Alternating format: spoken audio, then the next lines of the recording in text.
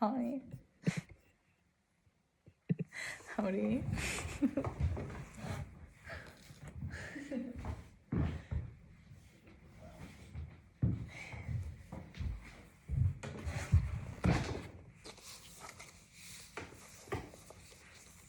This is my book.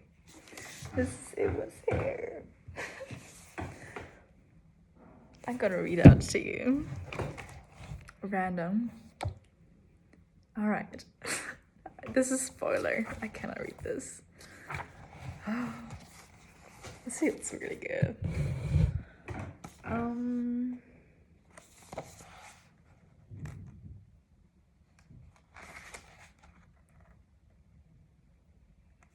Alright.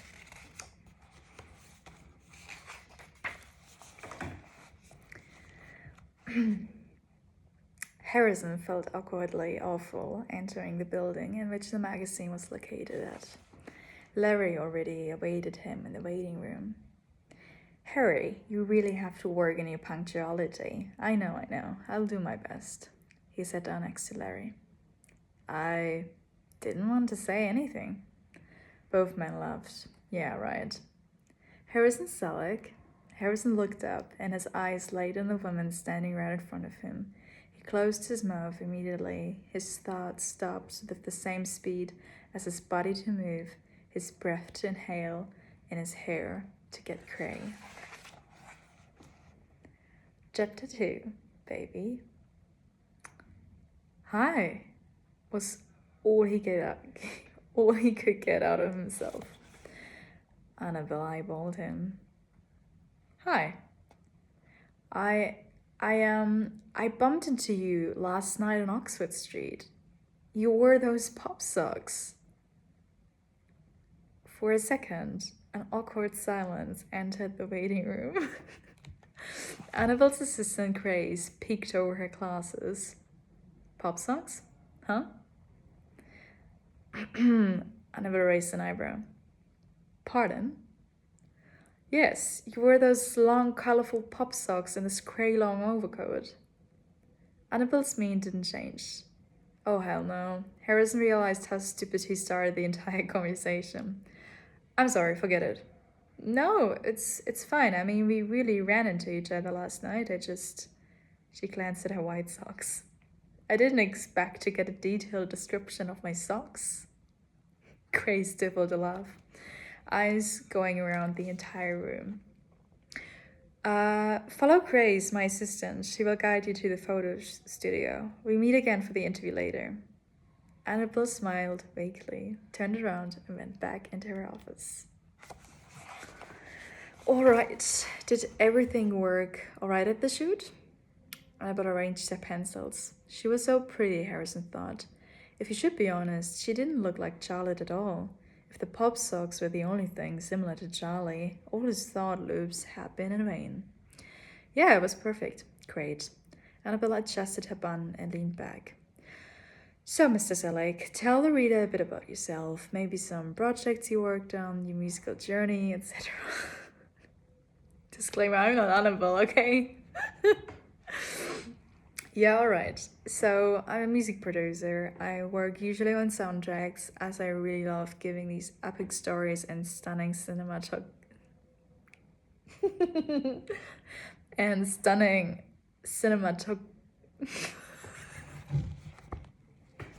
Can I read my own book? I really love giving these epic stories and stunning cinematography. You pronounce it differently. I hear it in my ears, you know? Cinematography, whatever, you know what I mean. Alive with more music. Okay, so, I mean, 90% of the film is the music. Imagine a James Bond without a good soundtrack. It's impossible. A little smile appeared on Annabelle's face. He was a real ace at his job. This interview will be a great pleasure to release. All right. Annabelle Gordon. Harrison tapped on his ear. Annabelle Gordon was her name. He dug through his memories one more time. He knew her. She was someone. Perhaps his mom would know her and could tell him from where and why he knew Annabelle. He knew her. He knew her. It drove him mad to not be able to unravel it. Who was she? He turned into the street where he lived. Immediately he noticed his mom's car. She would have received his thought of her. He knew why she came. He knew what she wanted from him, and unfortunately, it was too late to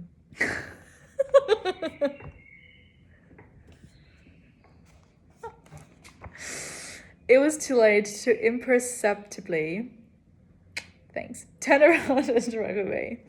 It was too late to hope Jesus would come and actually save him from his situation. It was too late to hope he could suddenly disappear. Mom! Harrison stepped out of the lift and hugged his mom warmly. Harry, darling, I looked for you everywhere, but I found you nowhere. Where were you? Harrison opened up the door. I got interviewed this afternoon. He had met Annabelle again. Annabelle Gordon. In the apartment, his mom rushed immediately to the windows to open them. Son, here's stuffy air. When was the last time you let fresh air into here? That's such a German thing. Sorry to write it into my British novel.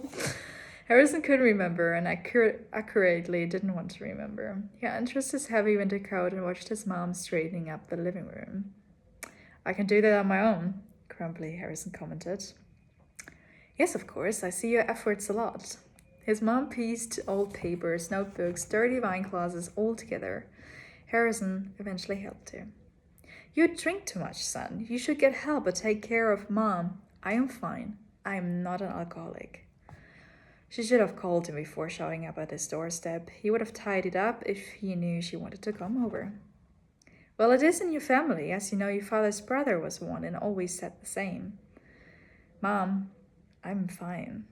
With an undertone of discomfort, the conversation ended. 15 minutes later, the apartment was in a passable state. Now they both sat at his dining table. It was a long time ago since he had been sitting here the last time. He hated to sit on his dining table alone. He was there on his own with his thoughts, and it didn't help his anxiety, which struggled with his loneliness after all. When he was the only one who sat at the table, loneliness was more present than at every other moment in his daily life. But that was different now. His mom sat right across from him. The tea brewed in the background, and the mother stared long into her son's eyes. Are you here to tell me the same things over and over again? If so, I already had such a conversation this noon with Christine. Oh, how is she? She's good, as always. His mom looked up. Do you still remember your cousin, Lisa? Harrison nodded his head. Of course, I just haven't seen her in a while. She's 19 now, isn't she? A nod from his mom confirmed his guess. She will marry in 3 weeks and wants you to be there. Harrison's heart stopped for a second. He knew who would attend the wedding as well. I won't go. He got up and looked after the tea. Despite this, he wasn't in the mood for a wedding at all. Yes, he knew how much Lisa admired him. He still wouldn't go. He wouldn't survive it. Who is she marrying? A good man from a good family. His mom stood behind him. It's because of Charlotte, isn't it? Harrison had nothing to say to that. Harry, it's been 3 years. You need to get over her. She goes to the wedding, although you'll be there. You'll be there, won't you? He shook her head. She shook her head. She knew his answer. Why did he still grieve from his marriage? It had been 3 years since her ex-daughter-in-law filed for divorce. Her son had gone to therapy, had dated a wonderful, good woman. Still, they had always broken up after a short time somehow. She felt helpless to see how much her son wanted to get into a long-lasting relationship again. She knew that he felt lonely because it hadn't worked out yet. That was the reason why he still grieved over his marriage. If he was unable to get over his ex-wife, he could succeed. If he was able to get over his ex-wife, he could succeed in a relationship. Of course, she goes there although I'd be there. She always had it easier than I did. Oh, no, stop it. She didn't. She suffered as well. Oh, really? Harrison got angry. Mom, she was the one who filed for divorce. She was the one who left me and told me she needed a break. She wasn't the one who got a letter from a lawyer during our parent break. His mom sighed. Do you really think it was so easy for her to just go to her lawyer and file for divorce? Harrison hesitated for a moment. Eventually, a quiet "yeah" left his throat. A while he stood like that around the kitchen counter. What do you think about me moving out of London somewhere in the landscape? Harrison asked. That's not a bad idea. Well, you know, that Dad and I live near Boltham. You could move to us. Our neighbor tries to sell his house. Perhaps if you like it, he'll make you a great offer as you're not someone foreign. You grew up there. Harrison nodded passively. You could come this Sunday for lunch and visit the house. The Sunday lunch. The thought of old ladies wanting to chat with him about his love life entered his mind. The same questions awaited him there over and over again. Why are you still single, Harry? Do you want to be alone, or didn't you care about it until it was too late? Who should care for you when you get older? He tried to shake off his thoughts. Sounds good. His mom smiled a bit. We will be alone, except you want to introduce me to someone. Her eyes widened. No, there's no one I can think of. Her smile disappeared. Well, I have to go again. She kissed his cheek lightly. I look forward to seeing you on Sunday. He accompanied her to his apartment door. Thank you for showing up and say greetings to Dad. I will. Take care, son. Thankfully, the door was shut and Harrison could sit back on his couch. The day was over. Another day with not a lot of misery ended. A big ear smile appeared on his face. That this day ended didn't mean all his problems were solved, though. There was still something wrong with him. He could never become a good partner if he continued to behave like he did all these years. He couldn't even describe his way of behavior. It was a bad secret of his unconsciousness. Nothing else. Just this, and for this, his therapist got paid £200 an hour. What for an expensive life to live. Did he have the money? Yes, absolutely. Did he want to spend his money on complicated relationships and outside therapy? No, because he truly believed that he could also live without these things. Easier thought than done.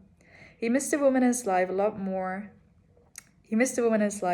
and not one who he would only have sex with. No, there had to be a woman out there who was destined for him and would do all the wonderful things he always wanted in a relationship, but could never express to his girlfriends. There had to be a woman out there who shared his dreams and visions for the future. Where was she? Where would Harrison meet her? Did he already meet her and miss the chance because he behaved unwell? He screwed up his face. He did not want to think further about this little question. The doorbell rang. Harrison opened up his eyes from snoozing on the couch. Who wanted to visit him around that time of the day? He pressed the intercom, praying to heaven it wouldn't be one of his ex-girlfriends showing up to give him advice. He had gotten advice more than once today. It could get cold today. Excuse me, Mr. Selleck. He immediately recognized the voice. It's Annabelle Gordon from... Come on up. Harrison let her in and panicked. His apartment looked good, thanks to his mom. He looked down at himself and ran rapidly in his bedroom, putting on some jeans. He didn't have to wear sweats. He would mess up the conversation one way or another. He didn't have to look like a git. She knocked on his door. With a smile not too big, not too obvious, he opened up the door. Hey, he said, perhaps a bit too euphoric. Hi, sorry for the interruption. I forgot to hand you some papers you have to sign for the interview. My chef won't print the interview otherwise. Yeah, right, come in. Blindsided, Annabelle entered his apartment. She observed his living room and found it quite interesting. She had expected him to live in a fancy apartment, but it looked quite like a normal bachelor's pet. His soul lived here, she felt it. Here he had his space. It kind of mirrored his personality. Harrison tagged along with her to his living room. You want to sit down? He pointed at the couch. She nodded. Okay. You want to drink something? Coffee, tea, juice? A cup of tea would be nice. A cup of tea, he mumbled to himself. Meeting her twice in a half day was way too much for him, for his nerves and emotions. for his thoughts and his heart as well. Just to keep in mind that it was the third time in the last 24 hours. He should better stop thinking now, because otherwise he would act ridiculously again and he would fuck up once more. Actually, he wanted to be prepared the next time he would see her. Well, life always directed him to a different path. A cup of tea, he repeated once more. She laughed. Yeah, or a glass of water could do it as well. No, I'll brew the tea. He escaped into his kitchen, starting to brew the tea. Do you have the papers with you? Yeah, that's why I'm here. Right. Concentrate, Harrison. Focus. Awkwardly, he stepped back into the living room. Then he leaned against the door frame. It looked cool, didn't it? I love him. Sorry. Shyly, she looked down to her boots. I could have actually sent papers to your office tomorrow, but... Her eyes matched into each other's. Do we know us from somewhere? Harrison widened his eyes. You too? I never blinked. What did he mean? You think we've met before too? He sat down next to her. The tea kettle boiled in the kitchen meanwhile. She nodded. Me too. I pondered the entire time if we could have met or from who, but I have not the faintest idea. She chuckled. Me neither. Oh well. Embarrassingly, both stared at the coffee table for a while. The tea's finished, she said. Oh yeah. Harrison got up clumsy and came back with the tea. He made 2 cups. For her and for him. Here are the papers. She took a stack of papers out of her bag. Oh yeah, great. Harrison used the pen that was stuck between the Sunday Times crossword puzzle and signed the papers. Thank you. Annabelle took the papers back to herself. You're welcome. I thank you. They stayed silent for a while. Harrison thought of nothing.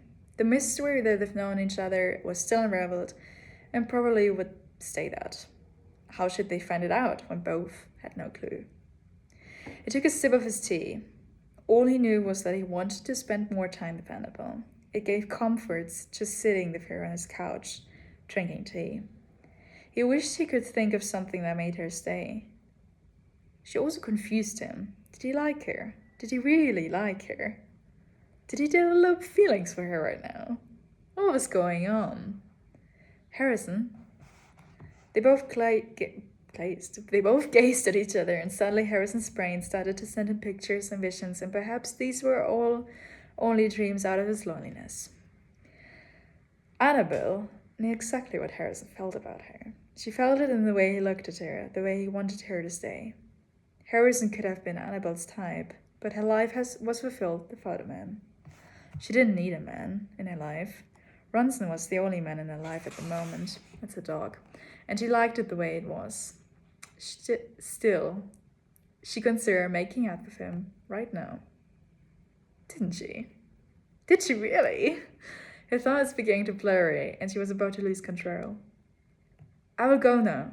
She needed a clear mind. Nothing else at the moment. Harris nodded. Fine. Annabelle didn't have the impression of fine at all. It would be the best for both if she left now. Thank you for signing the papers and for the tea. Harrison continued to nod. She got up. Enjoy the rest of your evening. He looked up with his chocolate brown eyes. You too. A little smile appeared on his lips, and he got up to accompany her to the door. One more last bye, and their smiles matching each other's, and she was gone. Huh. I wrote that. Anyway, I hope you liked this 20 minutes of It Was Here. The book is available now on thecrylaunch.com. And it's going to be revealed where they know each other, why they know each other, and yeah. Also, if he goes to the wedding or not.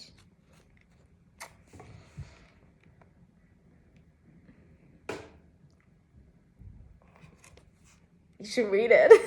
You should read it. Okay, bye-bye.